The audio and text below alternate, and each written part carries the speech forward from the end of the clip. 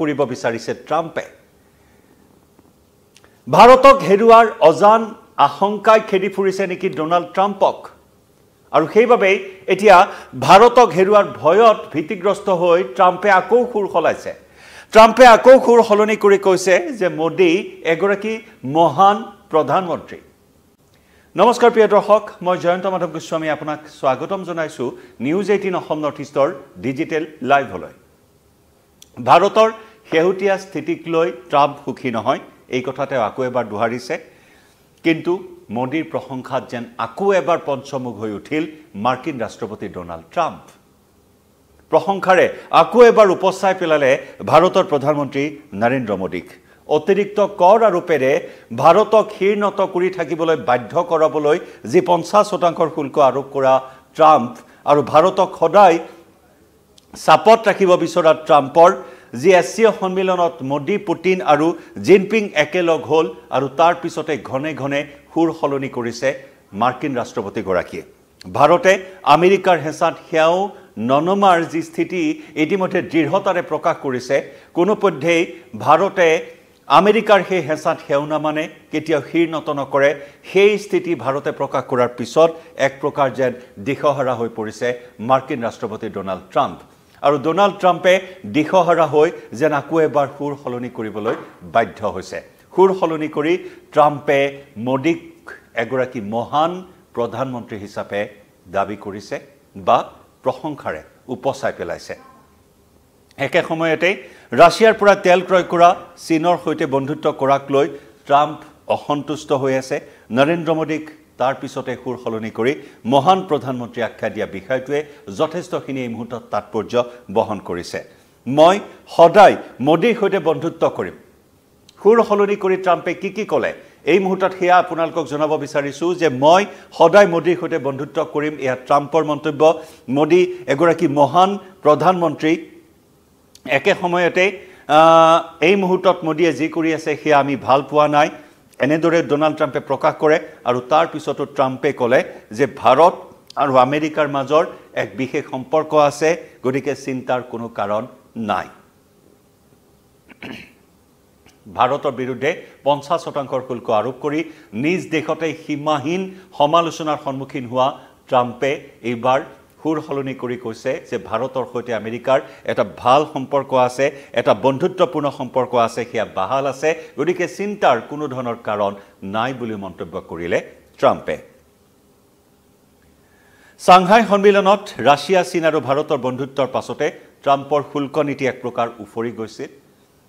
ভাৰতৰ বিৰুদ্ধে আৰোপ কৰা ট্ৰাম্পৰ শুল্ক নীতিৰ বিৰুদ্ধে ভাৰতে ৰাছিয়াৰ পৰাই তেল ক্ৰয় কৰিব বুলি স্পষ্টকৈ ঘোষণা কৰিছিল কেৱল ইমানেই নহয় ৰাছিয়াৰ ৰাষ্ট্ৰপতি পুটিনে যি বৰ্তমান যি হাৰত ভাৰতে ৰাছিয়াৰ পৰা তেল ক্ৰয় কৰি আছে তাতকৈও কম মূল্যত ৰাছিয়াই ভাৰতক তেল দিয়াৰ প্ৰস্তাৱ দিছে গতিকে এয়া ভাৰতৰ বাবে এটা অত্যন্ত ইতিবাচক দিশ যি সময়ত মাৰ্কিন শুল্কই ভাৰতৰ অৰ্থনীতিক বিপদত পেলাইছে তেনে সময়তে ৰাছিয়াৰ ৰাষ্ট্ৰপতিৰ সেই প্ৰস্তাৱে আৰু অধিক উৎফুল্লিত কৰি তুলিছে ভাৰতৰ প্ৰধানমন্ত্ৰী নৰেন্দ্ৰ মোদী আৰু পুটিনৰ মাজত সাংহাইত অনুষ্ঠিত হোৱা চীনৰ টিয়ানজিনত অনুষ্ঠিত হোৱা দ্বিপাক্ষিক বৈঠকে ভাৰত আৰু ৰাছিয়াৰ সম্পৰ্ক আৰু অধিক উন্নীত কৰি তুলিছে আৰু সেইবাবে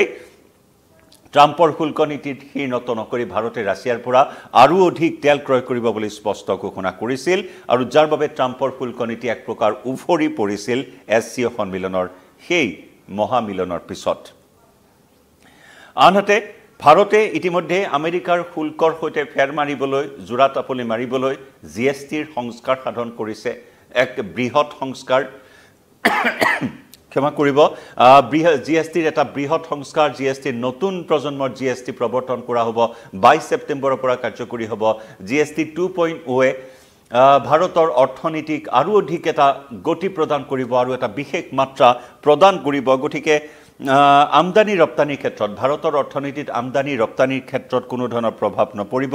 মাৰ্কিন শুল্কক লৈ এই কথা ইতিমধ্যে ভাৰতে স্পষ্ট কৰিছে আমেৰিকাৰ ৰঙা চকু কেৰেপ নকৰি ভাৰতে চীন আৰু ৰাছিয়াৰ সৈতে বিশেষ বন্ধুত্বপূৰ্ণ সম্পৰ্কৰে বান্ধ খাইছে এক প্ৰকাৰ মহা মিলন হৈছে চীন ভাৰত আৰু ৰাছিয়াৰ য'ত ট্ৰাম্পৰ চকুৰ কুটা দাঁতৰ হাল ৰাছিয়া আৰু চীন প্ৰধান অন্তৰায় হিচাপে এই মুহূৰ্তত পৰিগণিত হৈছে আৰু আমেৰিকাই ভাৰতৰ বিৰুদ্ধে আৰোপ কৰা শুল্ক নীতিৰ বিৰুদ্ধে ভাৰতৰ সপক্ষে চীনৰ দৰে ৰাষ্ট্ৰ থিয় হোৱাটো এক প্ৰকাৰ মূৰৰ কামৰণিৰ সৃষ্টি কৰিছে আমেৰিকাৰ মাৰ্কিন ৰাষ্ট্ৰপতি ডোনাল্ড ট্ৰাম্পৰ। ট্ৰাম্পে ভবাৰ দৰে ভাৰত বিপদত পৰাৰ সলনি নিজৰ কূটনৈতিক ৰণকৌশলেৰে ভাৰতৰ নিজৰ শক্তিশালী বিদেশ নীতি কূটনৈতিক নীতিৰ জৰিয়তে কূটনৈতিক ৰণকৌশলৰ জৰিয়তে বিশ্বত সবল ৰূপত প্ৰতিষ্ঠিত হ'বলৈ সক্ষম হৈছে ভাৰত। গতিকে ইয়াৰ পূৰ্বে ট্ৰাম্পে চীনৰ হাতত ভাৰত আৰু ৰাছিয়া হেৰুৱাই পেলোৱা বুলি মন্তব্য কৰিছিল হোৱাইট হাউচত। সাংবাদিকে প্ৰশ্ন কৰিছিল, সাংবাদিকে প্ৰশ্ন কৰাৰ পিছতো ট্ৰাম্পে কৈছিল যে চীনৰ অন্ধকাৰৰ বাবেই ভাৰত আৰু ৰাছিয়াক আমি হেৰুৱাই পেলালোঁ। তেনেধৰণৰ মন্তব্য কৰা ট্ৰাম্পে পৰৱৰ্তী সময়ছোৱাত এটা বিশেষ পোষ্ট কৰিছিল, যিটো পোষ্টত তিনিওগৰাকী ৰাষ্ট্ৰনেতা, তিনিওগৰাকী চীন, ৰাছিয়া আৰু ভাৰতৰ তিনিওগৰাকী ৰাষ্ট্ৰপ্ৰধান, তিনিওগৰাকী নেতাক লগত লৈ এখন ফটো পোষ্ট কৰিছিল আৰু তাতে ট্ৰাম্পে লিখিছিল দুটা বিশেষ শাৰী, আৰু সেই দুটা শাৰী আছিল যে আমি যেন ভাৰত আৰু ৰাছিয়াক আটাইতকৈ গভীৰ অন্ধকাৰ চীনৰ হাতত হেৰুৱাই পেলাইছোঁ, তেওঁলোকৰ ভৱিষ্যত দীঘলীয়া আৰু সমৃদ্ধিশালী হওক।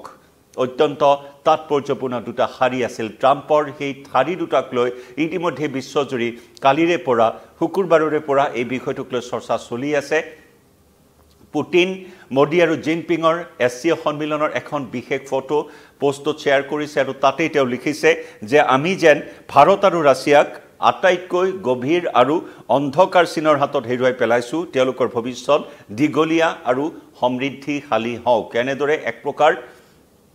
ইতিংগিকি সূচক মন্তব্য কৰিছিল নে সঁচাকৈ শুভেচ্ছা জ্ঞাপন কৰিছিল ডোনাল্ড ট্ৰাম্পে, তাকে লৈ সৰ্বত্ৰে চৰ্চা চলি আছে। ইটিকিং কৰি ভাৰত, ৰাছিয়া আৰু চীনৰ সেই সম্পৰ্কক আগবাঢ়ি যোৱাৰ বাবে তেওঁ মন্তব্য কৰিছিল নে সঁচাকৈ তেওঁ শুভেচ্ছা জ্ঞাপন কৰিছিল নে ভীতিগ্ৰস্ত হৈ তেওঁ এই ধৰণৰ মন্তব্য কৰিছিল, তাকে লৈ চৰ্চা চলি থকাৰ সময়তে হঠাৎ আকৌ এবাৰ সুৰ সলনি কৰি ট্ৰাম্পে ক'লে যে ভাৰতৰ সৈতে আমেৰিকাৰ এটা সুসম্পৰ্ক আছে, গতিকে চিন্তাৰ একো কাৰণ নাই, ভয় কৰিবলগীয়া একো বিশেষ কথা নাই, এই কথাও ট্ৰাম্পে উল্লেখ কৰিছে। ট্ৰাম্পে দাবী কৰিছে যে ভাৰতকে ধৰি যিবোৰ দেশৰ সৈতে আমেৰিকাই এতিয়া বাণিজ্য চুক্তি কৰা নাই, সেই সকলোবোৰ দেশৰ সৈতে আলোচনা সঠিক দিশত বৰ্তমান চলি আছে। লগতে তেওঁ উদাহৰণ দাঙি ধৰিছে শেহতীয়াকৈ ইউৰোপীয় সংঘই গুগলক জৰিমনা বিহিছে। ট্ৰাম্পে এই সন্দৰ্ভতো কিছু অসন্তুষ্টিও প্ৰকাশ কৰিছে। গতিকে ভাৰতীয় সামগ্ৰীৰ ওপৰত 50% শুল্ক আৰোপ কৰাৰ পিছৰে পৰা আমেৰিকাৰ সৈতে ভাৰতৰ সম্পৰ্কৰ অৱনতি ঘটি আহিছে। দুয়োখন দেশৰ মাজৰ সম্পৰ্কত বৃহৎ ফাঁট মেলিছে, দূৰত্ব বৃদ্ধি পাইছে, দুয়োখন দেশৰ মাজত বাণিজ্যিক দিশতো ব্যাপক ক্ষতি হৈছে। ট্ৰাম্পৰ এই পোষ্টৰ জৰিয়তে জল্পনা কল্পনা আৰম্ভ হয় যে ভাৰত আৰু আমেৰিকাৰ সম্পৰ্ক এটা এনে পৰ্যায় পাইছেগৈ যে ইয়াক আৰু সঠিক কৰা সম্ভৱ নহয়। কিন্তু কেইঘণ্টামানৰ পাছতে ট্ৰাম্পে সুৰ সলনি কৰিলে আৰু ভাৰতক লৈ নিজৰ স্থিতি সলনি কৰি ট্ৰাম্পে ক'লে যে তেওঁ ভাৰতক হেৰুৱাইছে বুলি নাভাবে। প্ৰথমে ক'লে যে ৰহস্যময় চীন, যি নেকি চীনৰ গভীৰতা আৰু অন্ধকাৰৰ বাবেই ৰাছিয়া আৰু চীনক আমি হেৰুৱালোঁ। তাৰপিছতে সুৰ সলনি কৰি ট্ৰাম্পে ক'লে যে আমি ভাৰতক হেৰুৱাইছোঁ বুলি নাভাবোঁ, কাৰণ ভাৰতৰ সৈতে আমাৰ এটা সুসম্পৰ্ক আছে। অৱশ্যে একে সময়তে ভাৰতৰ উচ্চ শুল্ক আৰু ৰাছিয়াৰ পৰা তেল আমদানি কৰাক লৈ তেওঁ হতাশাও প্ৰকাশ কৰে। এই বিষয়ত ভাৰতৰ স্থিতি আৰম্ভণিৰে পৰা স্পষ্ট হৈ আহিছে। নতুন দিল্লীয়ে আন্তঃৰাষ্ট্ৰীয় বজাৰৰ মূল্য আৰু ৰাষ্ট্ৰীয় স্বাৰ্থৰ প্ৰতি লক্ষ্য ৰাখি বাণিজ্য নীতি নিৰ্ধাৰণ কৰি আহিছে আৰু ভৱিষ্যতেও তেনেদৰে কৰি যাব। এয়া ভাৰতৰ স্থিতি। আৰু তাৰ মাজতে এতিয়া ঘনে ঘনে ট্ৰাম্পৰ এই সুৰ সলনিয়ে এতিয়া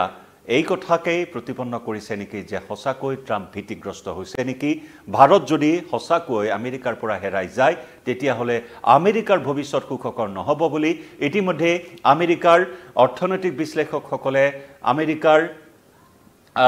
প্ৰতিগৰাকী সচেতন ব্যক্তিয়ে এই বিষয়ে ট্ৰাম্পক কঠোৰভাৱে সমালোচনা কৰি আহিছে। যদি ভাৰতক হেৰুৱায় তেতিয়াহ'লে আগ্ৰাসী চীনক এটা সময়ত ৰোধ কৰাটো আমেৰিকাৰ বাবে সম্ভৱ হৈ নুঠিব। গতিকে সময় থাকোঁতেই সম্পৰ্ক উন্নীত কৰক ভাৰতৰ সৈতে, সময় থাকোঁতেই যাতে এই ভাঙি যোৱা সম্পৰ্ক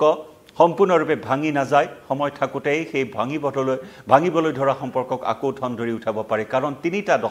তিনিটা দশক ধৰি ভাৰত আৰু আমেৰিকাৰ মাজৰ এই সম্পৰ্ক উন্নীত হৈ আহিছে যথেষ্টখিনি কষ্ট যথেষ্টখিনি ত্যাগৰ বিনিময়ত এনেকুৱা এটা ভাৰত আৰু আমেৰিকাৰ মাজৰ সম্পৰ্ক গঢ় লৈ উঠিছিল কিন্তু সেই সম্পৰ্ক ট্ৰাম্পৰ শুল্ক নীতিয়ে ভাঙি তছনছ কৰাৰ উপক্ৰম কৰিছে গতিকে সেয়েহে মাৰ্কিন বিশেষজ্ঞসকলে এক প্ৰকাৰ চাপত আছে এই বিষয়টোক লৈ আৰু সেইবাবে কঠোৰ ভাষাৰে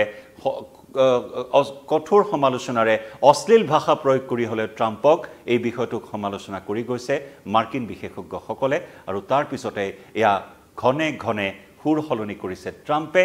কালি শুকুৰবাৰৰ দিনটোত ভাৰত ৰাছিয়াক হেৰুৱালো বুলি কোৱা ট্ৰাম্পে এতিয়া ক'লে যে ভাৰতক হেৰুৱাবলগীয়া কোনো ভয়ৰ কাৰণ নাই চিন্তাৰ কাৰণ নাই ভাৰত সদায় আমেৰিকাৰ লগত থাকিব এনেদৰে নিজেই সান্তনা লভিবলৈ চেষ্টা কৰিছে ট্ৰাম্পে আমি জনাই যাম প্ৰতিটো আপডেট এই মুহূৰ্তত ডিজিটেল লাইভৰ পৰা বিদায় লৈছো